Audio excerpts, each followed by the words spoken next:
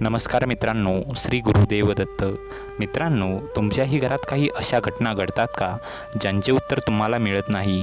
अचानक तुमचं मन भक्तीकडे वळणं, वारंवार दत्त महाराजांचे नाव कानावर पडणे किंवा संकटाच्या काळात एखादी अदृश्य शक्ती तुमचे रक्षण करत आहे असे वाटणं. अनेक भक्तांचा असा विश्वास आहे की जेव्हा दत्त महाराजांनी दत्त महाराजांची कृपा एखाद्या घरावर होते तेव्हा काही विशेष संकेत दिसू लागतात. हे संकेत प्रत्येकाला सारखेच दिसतील असे नाही, पण अनेक भक्तांच्या अनुभवामध्ये काही गोष्टी वारंवार आढळून येतात. मित्रांनो, आजच्या या विशेष व्हिडिओमध्ये आपण जाणून घेणार आहोत दत्तकृपेची काही अशी चिन्हे जी तुमच्या घरात दिसत असतील तर ती तुमच्यासाठी आध्यात्मिक प्रगतीची प्रेरणा ठरू शकतात. म्हणून मित्रांनो, तुम्हाला हा व्हिडिओ अगदी शेवटपर्यंत बघायचा आहे. मित्रांनो, आता सर्वात पहिले आपण जाणून घेऊयात की दत्तकृपा म्हणजे काय. मित्रांनो, सर्वप्रथम एक गोष्ट समजून घेऊया. दत्तकृपा म्हणजे अचानक चमत्कार घडणे एवढेच नाही, तर दत्तकृपा म्हणजे योग्य मार्गदर्शन मिळणे, वाईट मार्गापासून संरक्षण मिळणे, मनाला शांतता मिळणे आणि संकटामध्ये धैर्य मिळणे. दत्त महाराज भक्तांच्या जीवनात अनेकदा सूक्ष्म स्वरूपात कार्य करतात असे मानले जाते. म्हणूनच मित्रांनो, आता आपण ती चिन्हे जाणून घेऊयात. पण मित्रांनो, तुम्ही त्याआधी आपल्या चॅनलवरती नवीन असाल तर आत्ताच आपल्या यूट्यूब चॅनल नामस्पंदनला सबस्क्राईब करून घ्या, जेणेकरून असेच नवनवीन व्हिडिओ आपल्याला सर्वप्रथम पाहायला मिळतील.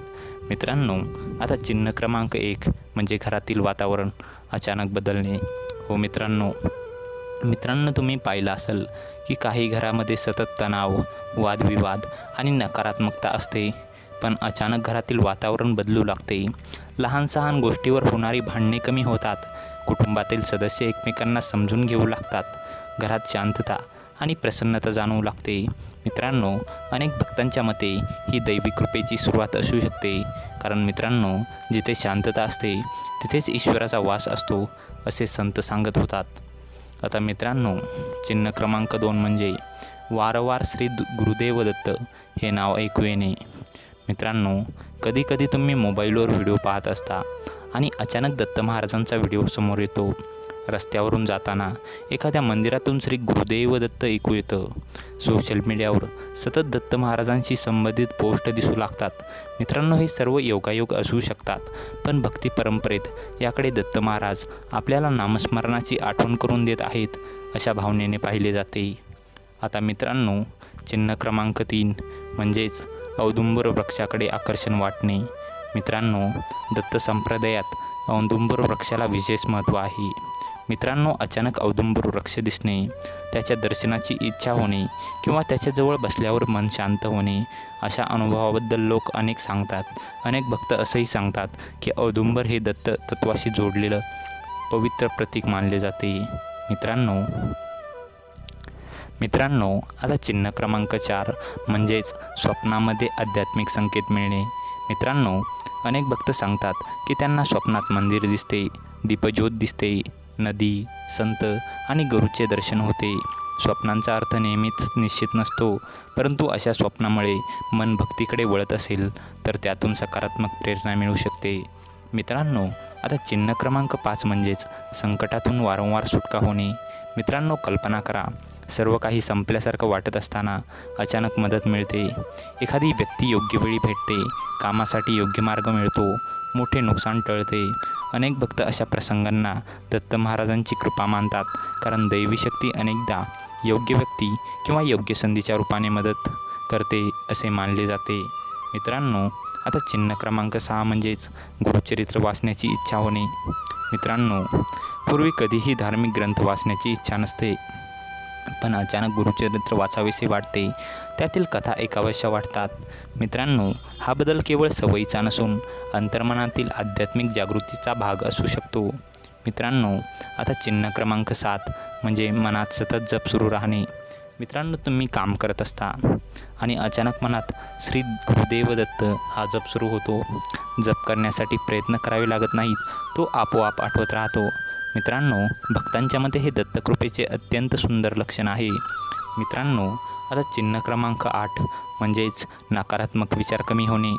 मित्रांनो, पूर्वी तुम्हाला सतत चिंता, भीती आणि काळजी वाटत असते, परंतु हळूहळू मन शांत होत जाते. सकारात्मक विचार वाढू लागतात आत्मविश्वास वाढतो आणि हा अंतर्गत बदल हा बाह्य चमत्कारापेक्षा मोठा आशीर्वाद असतो. मित्रांनो, आता चिन्ह क्रमांक 9 म्हणजेच योग्य मार्गदर्शन मिळत राहणे. मित्रांनो, जीवनात अनेक निर्णय घ्यावे लागतात. अशा वेळी योग्य व्यक्ती भेटणे, योग्य सल्ला मिळणे आणि चुकीच्या मार्गापासून वाचणे हे देखील दत्तकृपेचे एक रूप मानले जाते. मित्रांनो, चिन्ह क्रमांक 10 भक्तीमध्ये आनंद मिळणे. मित्रांनो, आता सर्वात मोठे चिन्ह म्हणजे भक्ती ओझे वाटत नाही. उलट नामजप, प्रार्थना आणि सत्संग यामध्ये तुम्हाला आनंद मिळू लागतो. मित्रांनो, जेव्हा भक्ती आनंद बनते तेव्हा समजावे की आध्यात्मिक प्रवास योग्य दिशेने चालू आहे.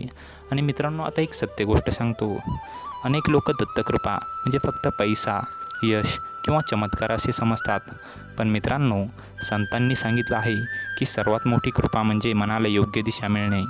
जर तुमच्या जीवनात श्रद्धा वाढत असेल, वाईट सवयी कमी होत असतील, मन शांत होत असेल, तर ते कोणत्याही भौतिक चमत्कारापेक्षा मोठे वरदान आहे.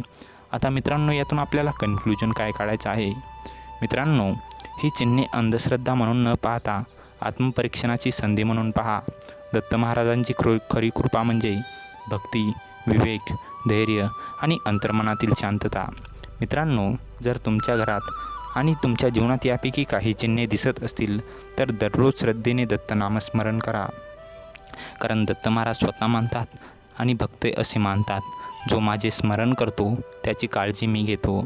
मित्रांनो, तुम्हाला हा व्हिडिओ आवडला असेल तर ह्या व्हिडिओला एक लाईक करा, शेअर करा आणि नामस्पंदन चॅनलला सबस्क्राईब करा आणि कमेंटमध्ये श्रद्धेने श्री गुरुदेव दत्त लिहा.